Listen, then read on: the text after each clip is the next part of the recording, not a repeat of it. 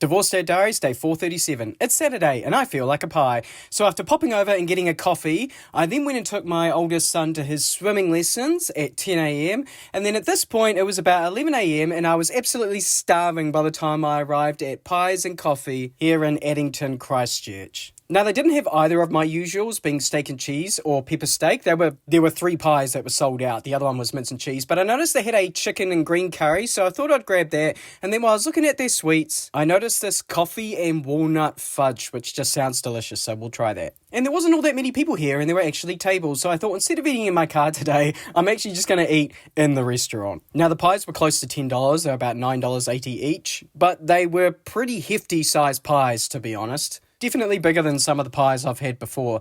And in terms of the pastry, the bottom side, the bottom crust was nice and soft and easy to eat. And the top was so flaky that it was almost like a phyllo. Now, the actual filling was loaded with vegetables. I had carrots and corn and peas in there.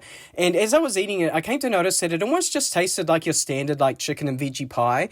The only difference is that it had a bit of a curry bent to it. It also had these massive pieces of chicken, which were super tender. But overall, if you like curry pies and you like chicken and veggie pies, this is like a mashup between the two. I wouldn't compare it to other curry pies because it wasn't much of a curry, just kind of like a chicken gravy with curry flavour in it. But it was a great pie, would recommend, happily smash that back, and then instead of brushing the crumbs out of my car, I instead just brushed them out of my bed at the restaurant so I could then head over to NZ Uniforms and finally pick up 2 jerseys.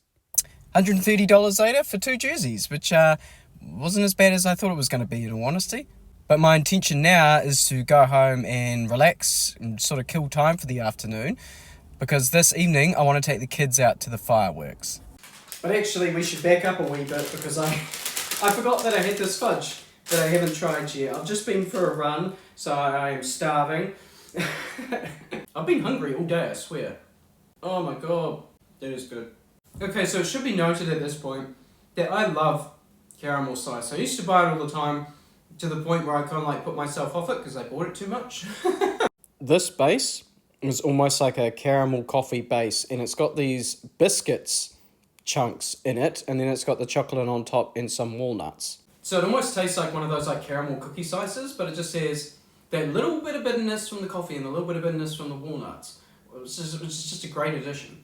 This is pretty big though. I feel like it's my old man coming out oh, so sweet, so much of it. Back in my day, walking home from school, I would go to the dairy and they would have these really little slices that were only $1.50. And I wouldn't mind that, somewhere that I could get half the size for a cheaper price. I would pay that. No shade to Pie and Coffee's Addington though, because this is delicious. But it was about 5:40 in the afternoon that I popped over to the first wife's house to pick up the kids. I took them down to McDonald's for a drive-through dinner, and then from there we drove out up until the Port Hills, up on the eastern side of the hills. I just kind of had a theory that we'd be able to find a spot out here, we'd be able to see all the way out to the wharf, and sure enough, we could see the fireworks from here. It's now about 8:30. I've just dropped the kids back. So we tried to go to the fireworks the first year we came to Christchurch.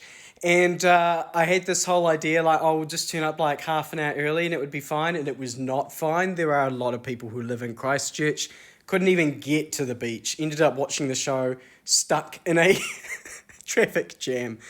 Didn't go last year. Obviously, it was shortly after the separation. My life was rather disorganized. So this year, I decided, I'm going to see if I can actually take the kids, for all 4 of them, to watch the fireworks show.